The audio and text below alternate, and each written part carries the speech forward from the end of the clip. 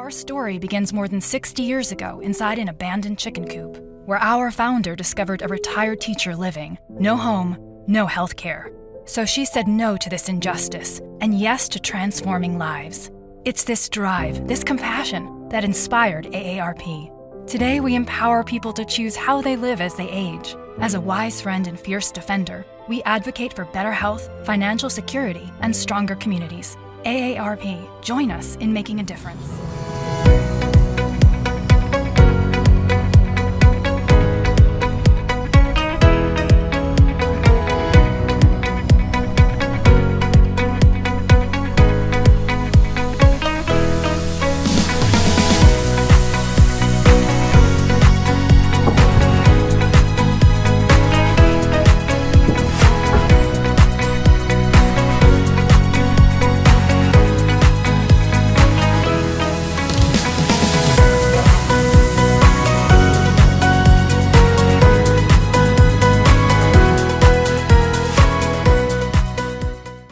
Today's episode of Food Without Borders goes within Lancaster County to understand its native food known as Pennsylvania Dutch cooking. Unlike previous episodes where we traveled the world by interviewing chefs from all over the world, we're taking you inside one of the most famous restaurants and long-lasting restaurants that caters to the tourist trade by offering a smorgasbord of Pennsylvania Dutch cooking. Englishman Eli Bowen, when he discovered Lancaster County, wrote that it is the Garden of America. His words, written in 1853 in the pictorial sketchbook of Pennsylvania, still hold true today, as we will quickly see. Viewer advice: don't watch this episode if you're hungry. First-time visitors often expect to see scenes like these depicted in artwork on the walls of this restaurant. Farmhouses with handmade quilts hanging out to dry on the clothesline. Plain-dressed women tending to their laundry outside on the clothesline. These bucolic scenes can still be seen in the rural hillsides around Lancaster City. But our story today takes you inside a restaurant that began in 1929 as a simple stop for chicken and waffles.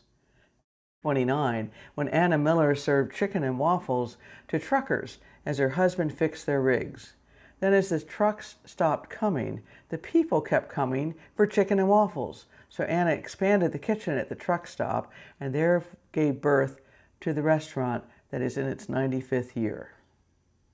Anna and her husband Amos grew the business as they grew their family, finally selling the company in 1948 to two longtime employees, Beatrice and Thomas Strauss, who also grew the business with their family. Chicken and waffles remains a staple at this popular smorgasbord restaurant. It's still made the old-fashioned way by hand in a cast-iron skillet, but at a much higher volume and frequency than when Anna Miller was serving individual truckers at her truck stop. It's served with a warm chicken gravy that makes it a delectable entree for lunch or dinner. But as Emerson quickly discovered, there's a unique quality to this chicken and waffles that makes it Pennsylvania Dutch. I stopped at a diner and I ordered chicken and waffles. I had something in mind. And when the server came out and poured that cream sauce over it, I wanted to say stop, but I resigned myself to it. I enjoyed it. So could you please explain to us, Ryan, a Pennsylvania Dutch chicken and waffle? I think typically people think of chicken and waffles, they think of the waffle and then a piece of chicken. But in Pennsylvania Dutch, we do what we call a chicken gravy. It's a gravy with chicken pieces in it. And that is poured over top the waffle. You may have heard the expression, life is short, eat dessert first. That's one of the biggest challenges at a place like a smorgasbord. Where do you begin? Do you begin with the soup and the salad and the appetizers and hope you have room for dessert? Or do you flip that and take your dessert first to ensure that you'll have that sweet taste before you eat your proteins and your carbs? So smorgasbord can be defined as a buffet offering a variety of foods. Hot foods, cold foods, meats, salads, hors d'oeuvres, appetizers, and the like. So on this episode, we're going to be highlighting what these 10 to 15 chefs here at this establishment prepare for guests to enjoy a smorgasbord, that offering a variety of foods. Perhaps you want to start your smorgasbord journey with a salad bar, replete with lettuce and spinach and tomatoes and cheese, but also unusual things like ambrosia salad, things that have sweet as well as sour taste to them, in keeping with the smorgasbord Pennsylvania Dutch theme. So what's the most popular dish? One of the unique items is our chicken pot pie. Most people around the country think of a chicken pot pie, they think of, actual pie with a crust, and that's not Pennsylvania Dutch. It's more noodles in a liquid with chicken. It's different than what most people think. So this is the Pennsylvania Dutch variety? Yes, that would be the Pennsylvania Dutch style. Would you say it's one of the most popular dishes here? Yes, we go through a lot of chicken pot pie. Awesome. And how about desserts? I saw there's quite a dessert array over there. Yes, we have quite a selection of desserts, and actually it's made right at our bakery. We're famous for our chocolate pecan pie, a very popular item. Shoo-fly pie, which is brown sugar and molasses. People really enjoy that. We have a selection of cheesecakes and crumb pies, apple, peach. And I would imagine the pie selection changes somewhat seasonally as Yes, different like fruits right are. now we're offering pumpkin pie as a seasonal Right. dish. And still some apple pie? Yes, we have apple pie year round. And it looks like you can get it a la mode, warmed Yes, with ice cream. Yes, That's the only way to traditionally eat how it's apple pie, in my opinion. Awesome. Still debating where you would start your smorgasbord journey?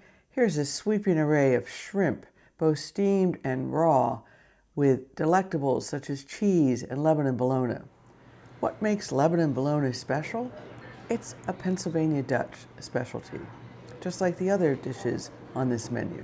So what do you think apple butter and cottage cheese go well so together? Traditionally, apple butter is put on raisin bread.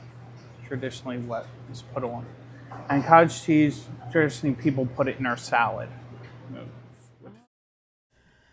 No smorgasbord in central Pennsylvania would be complete without pickles, pickled eggs and pickled beets, pickled cucumbers, and chow, a Pennsylvania Dutch specialty of pickled vegetables. But don't forget the soup. There are 8 varieties of soup available at this smorgasbord restaurant.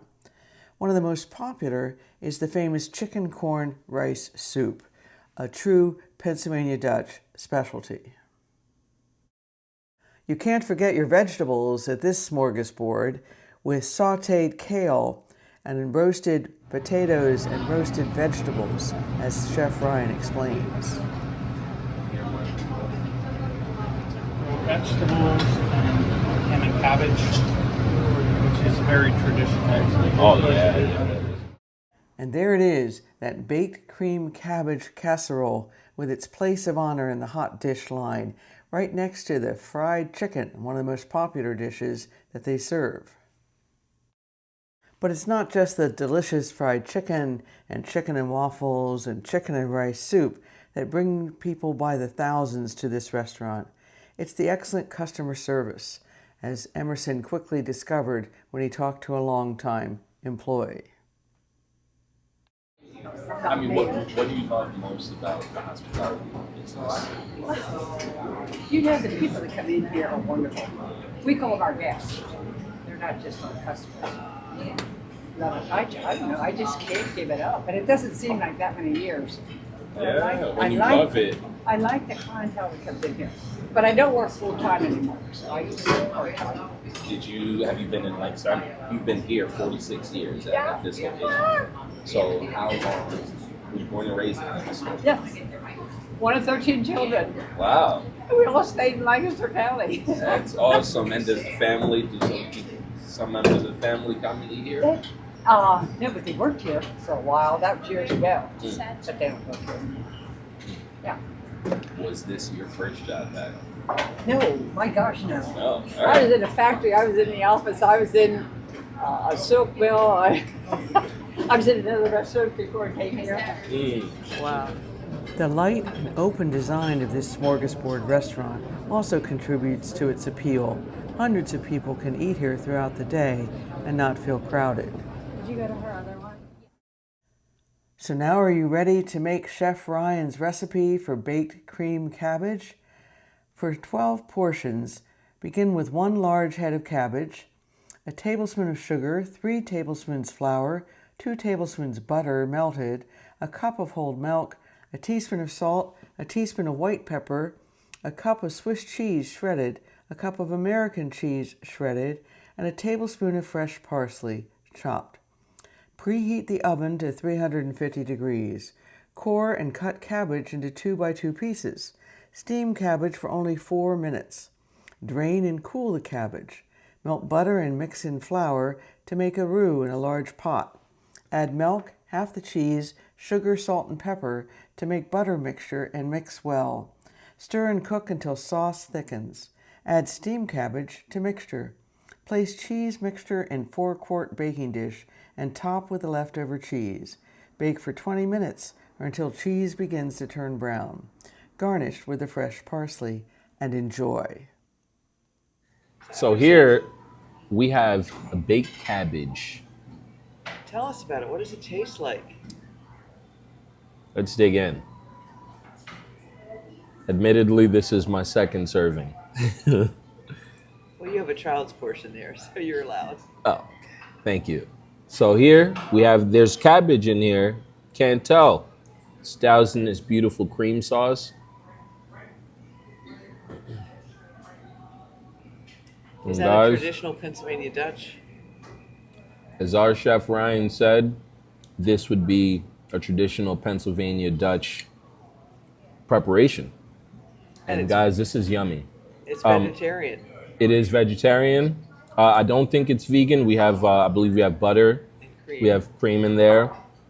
But guys, I mean, there's a sweetness to this. There's a nuttiness to this. I don't know where it's coming from. The earth. Thanks, cabbage.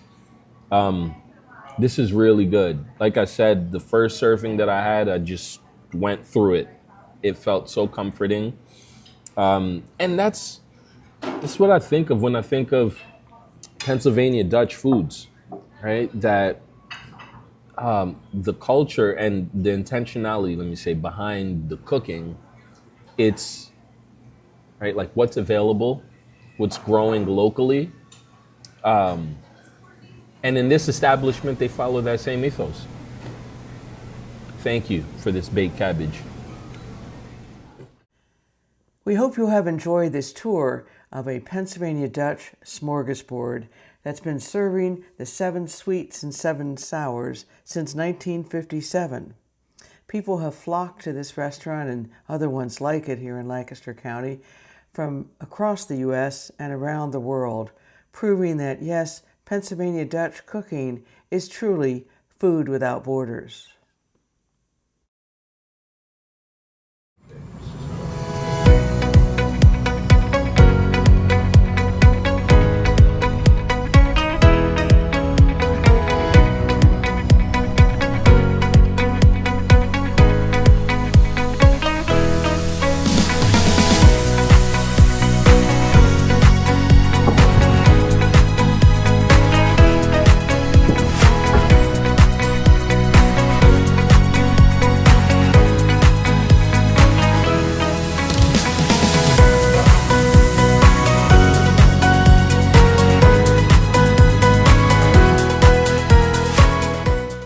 Thank you, AARP Pennsylvania, for your continued support of Food Without Borders, building community through food.